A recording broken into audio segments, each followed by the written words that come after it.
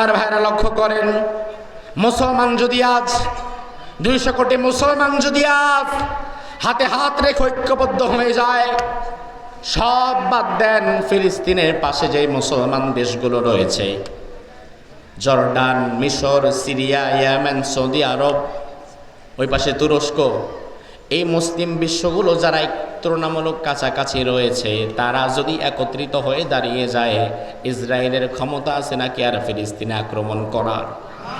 ক্ষমতা আছে। কিন্তু ওই যে আমরা শুধু দোয়া করি, বাংলাদেশের বক্তারাও দোয়া করে, হুজুররাও দোয়া করে, আমিও দোয়া করি, আপনারাও দোয়া করেন, আব্দুর রহমান আর সুদাইস তিনিও দোয়া করে, সব দোয়া করে, কিন্তু কার্যত ফিলিস্তিনের পক্ষে জিহাদ করার মতো কেউ এগিয়ে যায় না। আমেরিকা যখন ইসরায়েলকে সহযোগিতা করার কথা বলে, আমেরিকা শুধু কথার কথা বলে না, শুধু দোয়া করে না, বরং আমেরিকা তার বন্ধু ইসরায়েলকে সহযোগিতা করার জন্য ড্রোন পাঠায়, বিমান পাঠায়, ফাইটার জেট পাঠায়, ডলার পাঠায়, অস্ত্র শস্ত্র সব পাঠায়। আর একমাত্র মুসলমান পৃথিবীতে এমন এক জাতি যারা শুধুমাত্র তাদের বন্ধুর কল্যাণের জন্য দোয়াই করে, দোয়াই করে, দোয়াই করে, কিন্তু কিচ্ছু করে না, কিছুই করে না, খালি দোয়াই করে। কিন্তু আমার ভাইয়েরা, শুধুমাত্র দোয়া করার দ্বারা আমাদের কাজ শেষ হবে? এজন্য আল্লাহ রাব্বুল আলামিন আমাদেরকে বলছেন, কুনতুম খায়রা উম্মাহ উখরিজাত লিন-নাস তা'মুরুনা বিল মা'রুফ ওয়া তানহাউনা আনিল মুনকার। তোমরা হচ্ছে সর্বশ্রেষ্ঠ জাতি, যাদের তৈরি করা হয়েছে মানবতার কল্যাণে। মানবতার কল্যাণে তোমাদের সৃষ্টি করা হয়েছে। তোমাদের কাজ হচ্ছে তা'মুরুনা বিল মা'রুফ ওয়া তানহাউনা আনিল মুনকার, সৎ কাজের আদেশ দিবা এবং অন্যায় কাজ থেকে বাধা দিবা। এই জন্য আপনি যদি মনে করেন আমি সৃষ্টির সেরা হব, আমি আশরাফুল মাখলুকাত হব, আশরাফুল মাখলুকাত পরিচয় দিতে পারবেন তখন, আপনি মানবতার কল্যাণে কাজ করতে পারবেন যখন, আশরাফুল মাখলুকাত পরিচয় দিতে পারবেন তখন, আপনি সৎ কাজের আদেশ এবং অন্যায় কাজে বাধা দিতে পারবেন যখন। বর্তমানে আমাদের মানসিকতায় এটা নাই। সৎ কাজের আদেশ দেওয়া, অন্যায় কাজে বাধা দেওয়ার প্রবণতা এত বেশি কমে গিয়েছে। আল্লাহর হাবিব বললেন, আল আমরু বিল মারুফ ওয়ান নাহয়ু আনিল মুনকার খুলুকানি মিন খুলুকিল্লাহ, ফামান নাসারাহুমা নাসারাহুল্লাহ ওয়া মান খাযালাহুমা খাযালাহুল্লাহ। সৎ কাজের আদেশ দেওয়া এবং অন্যায় কাজে বাধা দেওয়া, এই দুইটা গুণ মূলত আল্লাহ তাআলার গুণ, এই দুইটা কাজ মূলত আল্লাহ তাআলার কাজ। কারণ হালাল পথে চলো, নামাজ পড়ো, রোজা রাখো, হারাম খেও না, মানুষকে কষ্ট দিও না, জুলুম করো না, এই আদেশ এবং নিষেধ সবার আগে আমাদেরকে যিনি করেছেন তিনি কে? এই কাজ মূলত আল্লাহর কাজ। এই জন্য রাসূল বললেন, দুনিয়াতে এই কাজগুলো যারা নিজেরা করে তারা কেমন যেন আল্লাহর কাজগুলো করে নেয়, এবং আল্লাহ সুবহানাহু ওয়া তাআলা দুনিয়াতে তাদের যাবতীয় মান সম্মান এবং ইজ্জত মর্যাদাও বাড়িয়ে দেয়। আর দুনিয়াতে যারা আল্লাহ সুবহানাহু ওয়া তাআলার এই কাজের বিরোধিতা করে, সৎ কাজের আদেশদাতা এবং অন্যায় বাধা দেওয়ার বিরোধিতা করে, ওয়ামান খাযালাহুমা খাযালাহুল্লাহ, আল্লাহ সুবহানাহু ওয়া তাআলা তাদের মান মর্যাদা কমিয়ে দেয়। এজন্য আমার ভাইরা, সৎ কাজের আদেশ এবং অন্যায় কাজে নিষেধ, এটা আমাদের অন্যতম বড় একটা দায়িত্ব। এই দায়িত্বে যদি আমরা গাফেলতি করি, সমাজের ভারসাম্যতা নষ্ট হয়ে যাবে, সমাজের ইনসাফ নষ্ট হয়ে যাবে, সমাজে ধীরে ধীরে খারাপ মানুষ তৈরি হবে। এই যে আমরা বলি ছেলেরা খারাপ হয়ে গেছে, মানুষ খারাপ হয়ে গিয়েছে, কথা শোনে না। মানুষ খারাপ হয় আবার কিভাবে? আমাদের কিছু ব্যর্থতা এবং দুর্বলতার কারণে সমাজের মানুষ মূলত খারাপ হয়।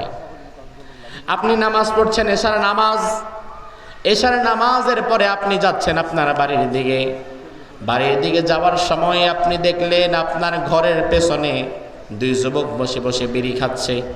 এই দৃশ্যটা আপনি দেখলেন, চিন্তা করলেন, যুবক মানুষ খাচ্ছে, একটু খাক, আমি আবার কি বলবো?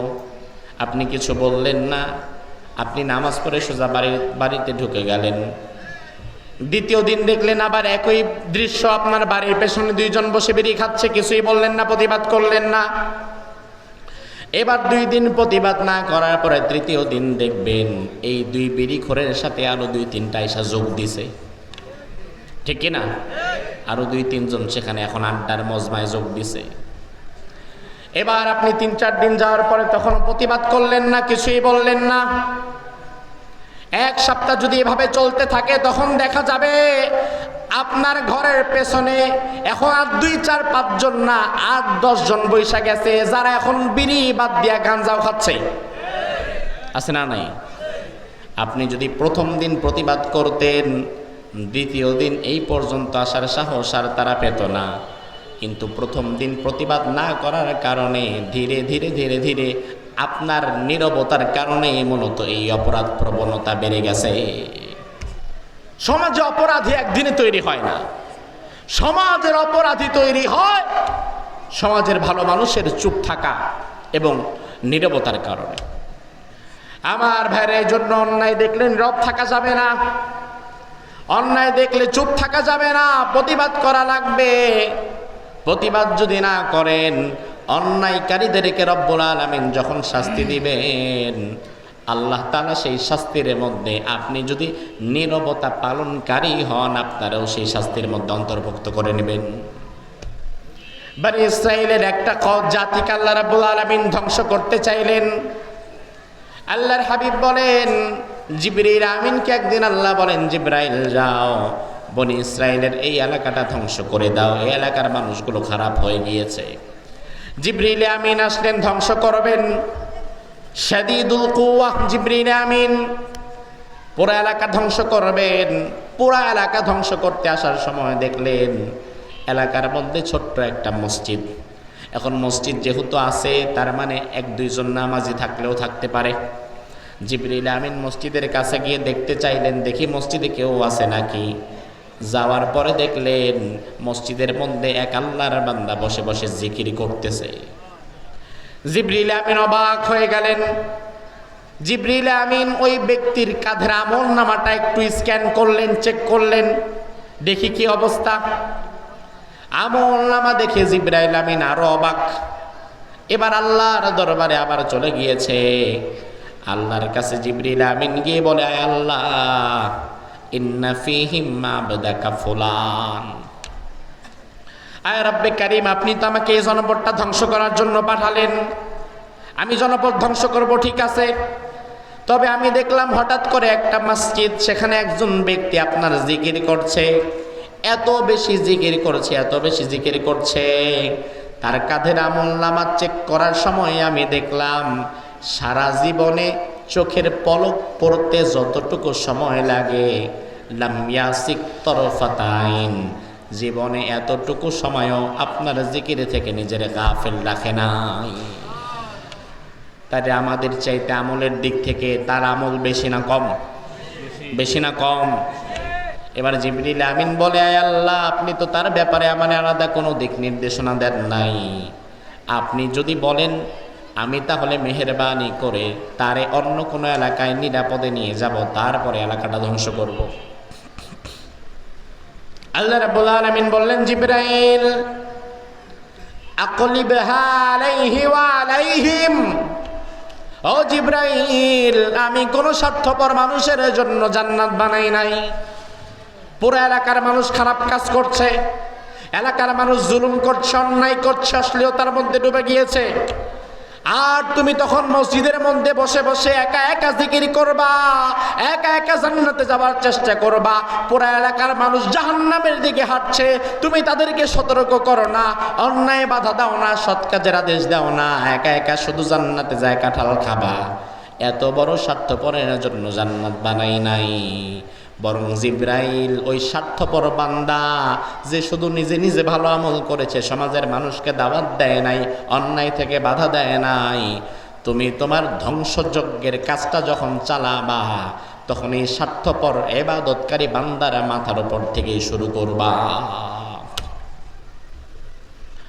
আমার ভাইরা, একটা হাদিস বানানো কথা না, তাহলে আমাদের সমাজের পরিস্থিতি কি?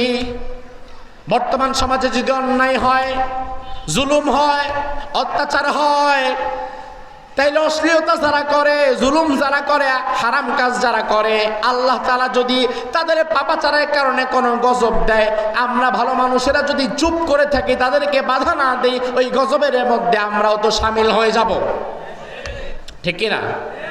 আমার ভাইরা লক্ষ্য করেন,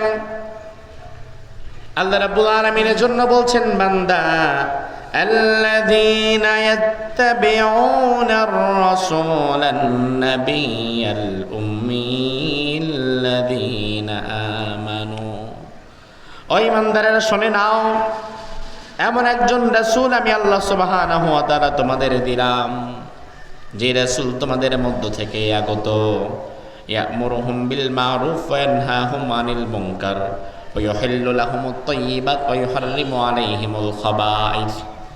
যে রাসূল তোমাদেরকে সৎ কাজের আদেশ দিতে বলে, অন্যায় কাজে বাধা দিতে বলে, তোমাদের জন্য হালাল বস্তুসমূহকে বৈধতা দেয় এবং হারাম বস্তুসমূহকে অবৈধতা দেয়, নিষেধ করে। তার মানে আল্লাহ রাব্বুল আলামিন এখানে রাসূল সাল্লাল্লাহু আলাইহি ওয়াসাল্লামের কাজ আমাদেরকে শুনিয়ে দিলেন। আল্লাহর হাবিবের প্রধান কাজ ছিল ঈমান আমলের পরপরেই সমাজের মানুষকে সৎ কাজের আদেশ দেওয়া এবং অন্যায় কাজে বাধা দেওয়া। রব্বুল আলামিন এই কাজের জন্যই রাসূলকে পাঠিয়েছিলেন। এই কাজ শুধু রাসূল একাই করেন নাই, সাহাবায়ে কেরাম রিদওয়ানুল্লাহি আলাইহিম আজমাইন তারাও এই কাজ করেছেন এবং পরবর্তীতে এই পথে যারা চলেছে সবাই এই কাজের মধ্যেই ছিল। এই জন্য আল্লাহ রাব্বুল আলামিন আমাদেরকে বলছেন, বান্দা আল্লাযীনা ইম্মাক্কান্নাহুম ফিল আরদ, জমিনের অধিপতি হবে তারা, আকামুস সালাহ, নামাজ কায়েম করবে যারা, ওয়া আতাউজ যাকাত, যাকাত